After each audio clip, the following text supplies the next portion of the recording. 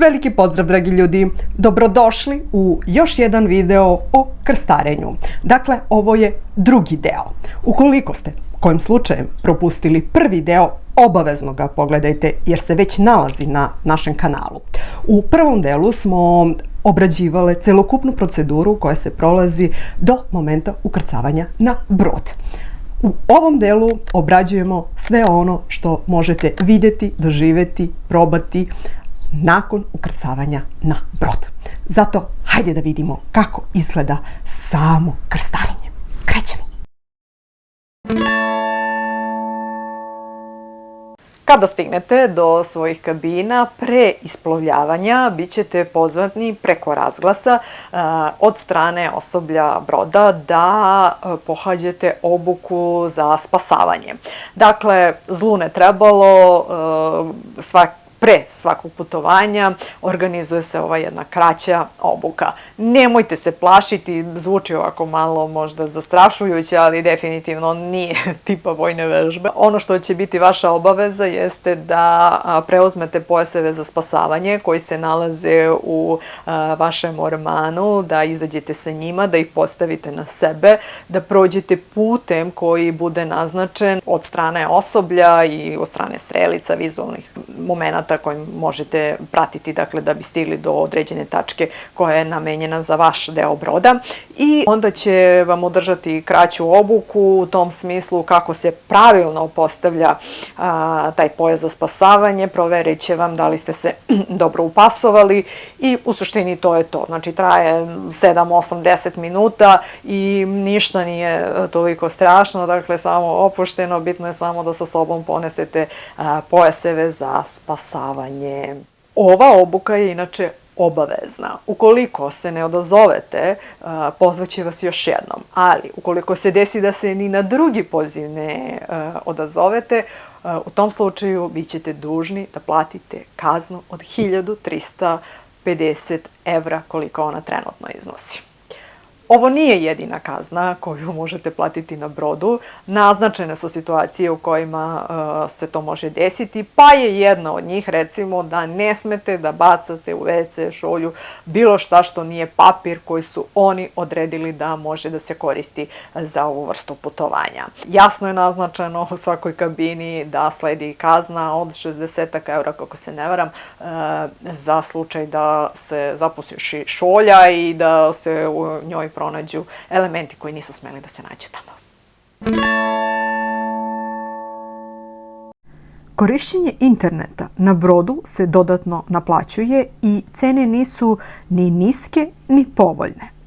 Nude nekoliko paketa čija je cena izražena po danu, ali koja se mora platiti za sve dane na kruzeru. Nemoguće je uplatiti jedan ili samo nekoliko dana. Ista situacija je i sa paketima pića. Kruzer je fascinantnih performansi i dimenzija. Dužine je 300 metara. Ima 14 spratova i 3 grupe po 4 lifta, kao i 3 providna lifta sa pogledom. Podeljen je na 3 dela, prednji, srednji i zadnji. Kabine su podeljene na parne i neparne. Zbog svega navedenog, veoma je važno shvatiti šemu broda i kretati se po njoj. Na bitnim tačkama kruzera postavljene su ove šeme. Pored toga, pri ukrcavanju na brod dobijate šemu i u papirnom obliku, a isto možete vidjeti i na svojoj Costa aplikaciji. Brod Costa Diadema je napravljen 2014. godine, a svoju prvu plovidbu je imao 7. novembra 2014. godine i to sa polaskom iz Đenove. Težak je 132.500 gigatona. Dužina broda je 306 metara. Brzina kojom se kreće je u proseku od 20 do 22,5 čvorova. Kapacitet putnika je 4.927, koja podrazumeva maksimalnu popunjenost. Brojnost posade je 1.253, a broj kabina je 1.862. U sljedećim minutima ćemo vas detaljnije upoznati sa sadržajem na brodu. Zato se opustite, pažljivo gledajte i uživajte.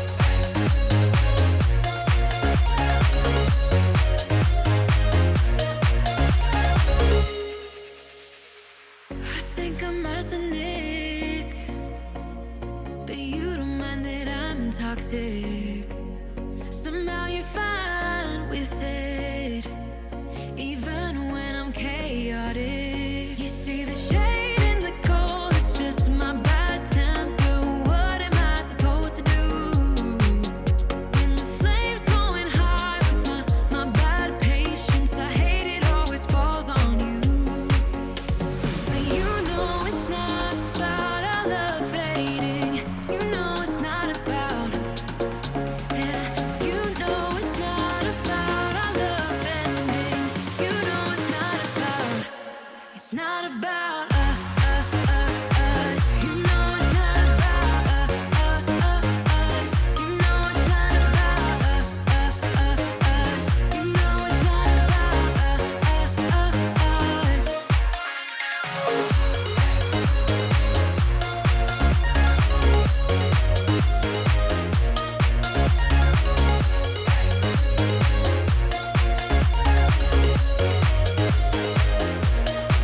You see the shade in the cold, it's just my bad temper. What am I supposed to do when the flame's going high with my bad patience? I hate it always falls on you. But you know it's not about our love fading. You know it's not about, yeah. You know it's not about our love ending. You know it's not about, it's not about us. You know it's not about us. You know it's not about us. You know it's not about us.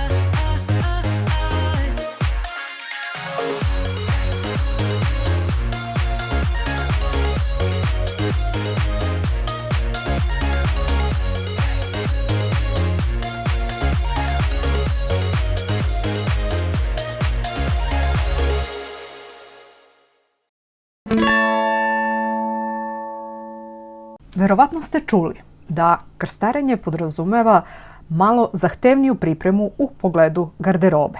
Posebno ukoliko želite da poštujete dres kod, odnosno pravila oblačenja. Svake večeri za sutra dan u letku ćete biti obavešteni o preporučenom dres kodu. Poštovanje ovih pravila nije obavezno. Niko ne kontroliše da li ste ispoštovali preporučeni dres kod ili ne. Za vreme dok smo mi bile na kruzeru, bili su nam preporučeni sledeći dres kodovi. Nešto od bele odeće. Kombinacija sa ubacivanjem nekog crvenog detalja. Fluorescentna odeća i opušteno veče.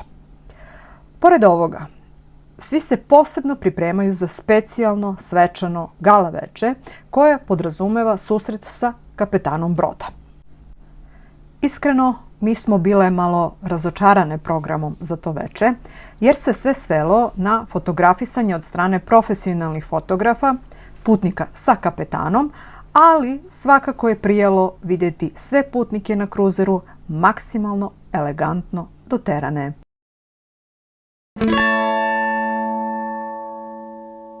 Što se tiče hrane, u okviru krstarenja, sve vrijeme, gotovo celog dana imate dostupnu hranu na kruzeru. Šta to podrazumeva? Podrazumeva 3 termina za doručak, ručak i večeru, kao i u međuvremenu 2 užine. Dakle, na brodu gotovo sigurno nećete ostati gladni. Pored toga, ukoliko vam se nešto možda kojim slučajem ne dopadne ili zakasnite ili iz kog već razloga želite da probate nešto drugo, na samom brodu postoje restorani gdje možete, plaćajući, da kupite ono šta želite. Dakle, ono što nije ušlo u osnovnu cenu.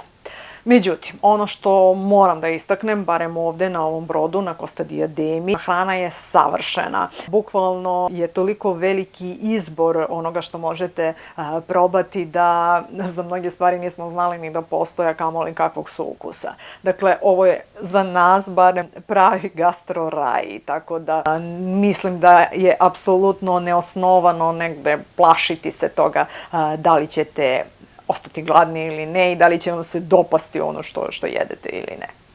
Možete birati da li želite da jedete u restoranu koji podrazumeva švedski sto, pa da vi birate šta želite od hrane, ili možda za večeru da odete u jedan ekskluzivni restoran koji je vama namenjen, koji je naznačen na vašoj kartici, tako da možete svako večer da odete na tu gala večeru gdje ćete birati od svakog dela tog obroka ono što želite da pojedete. Dakle, da sami malte ne napravite svoj meni od 10-15 jela koje su vam ponudili u tom momentu.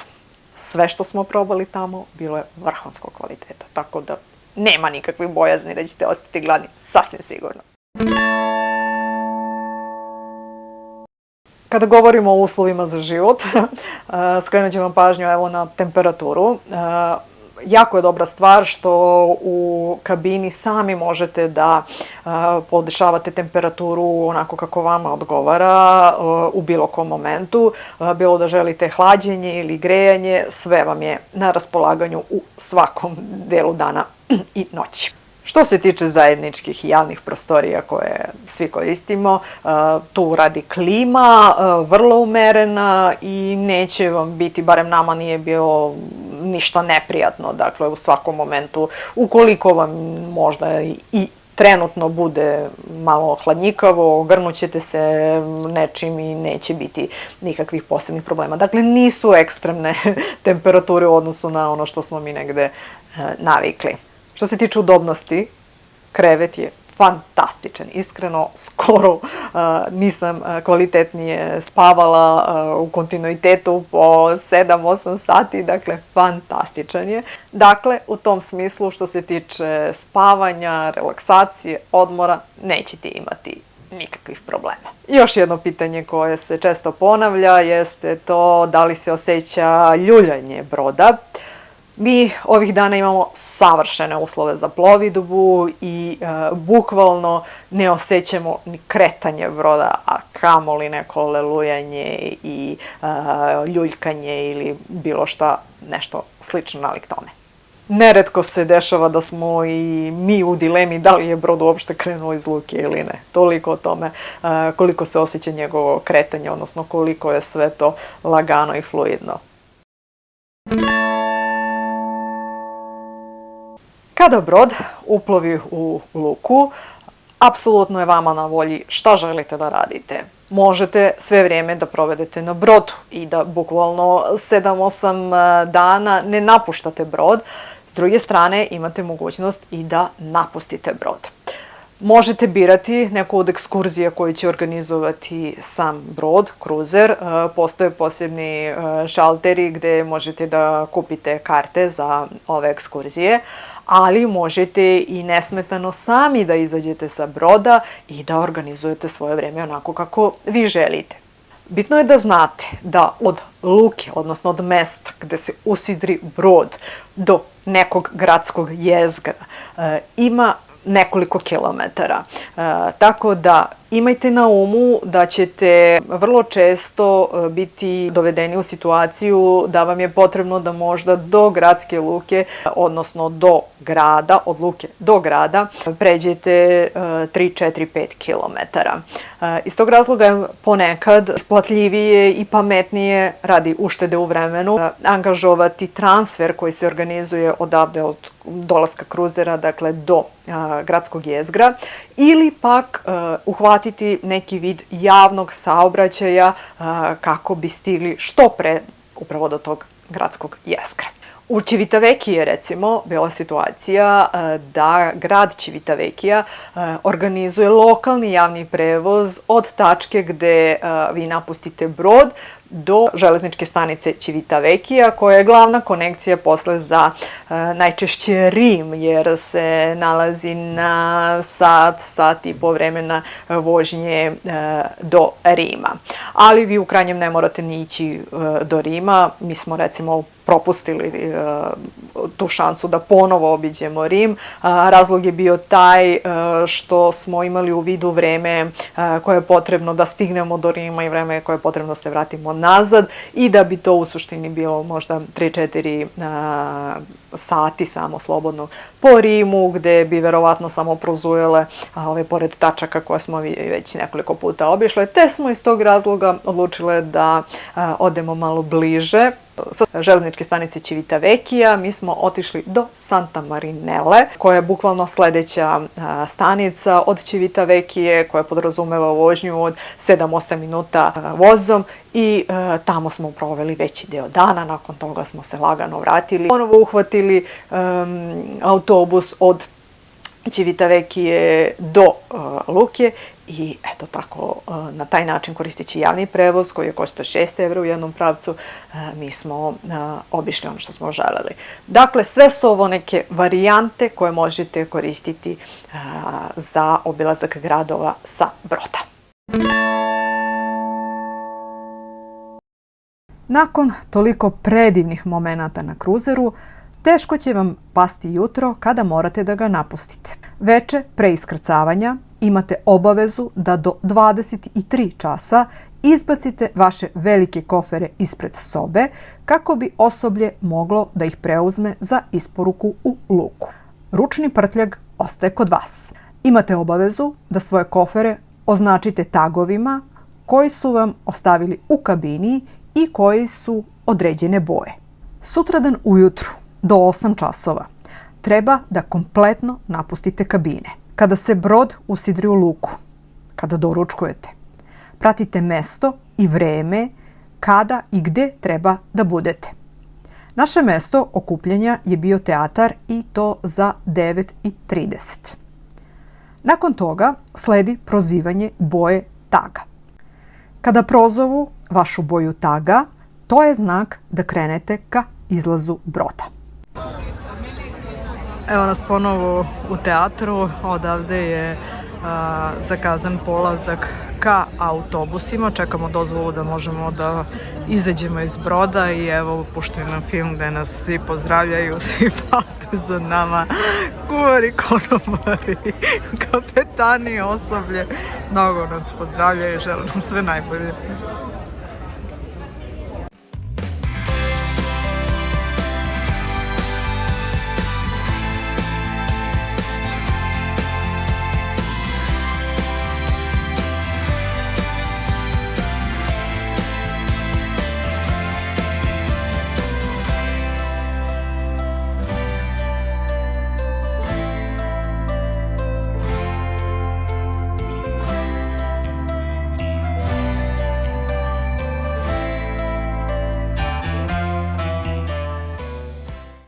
Na samom izlazu očitat će vam brodsku ličnu kartu, i ako imate neka dugovanja na njoj, uputiti vas da ih izmirite.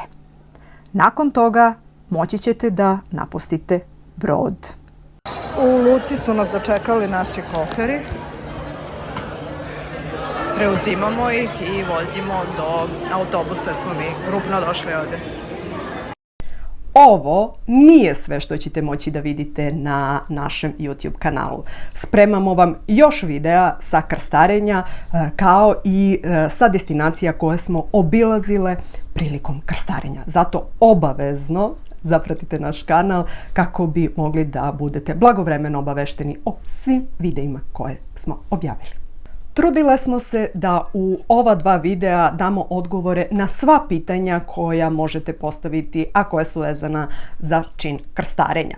Ukoliko smo kojim slučajem možda neki odgovor propustile, obavezno pitanje možete postaviti ispod ovog videa, a mi ćemo vam rado u komentarima odgovoriti. Ukoliko vam se dopada ono što radimo, možete podržati naš rad na taj način što ćete zapratiti naš kanal, deliti naše video snimke i komentarisati ih. Sve ovo je besplatno, ne brinite, a nama, verujte, mnogo znači. Veliki pozdrav! Come to the old town California. So don't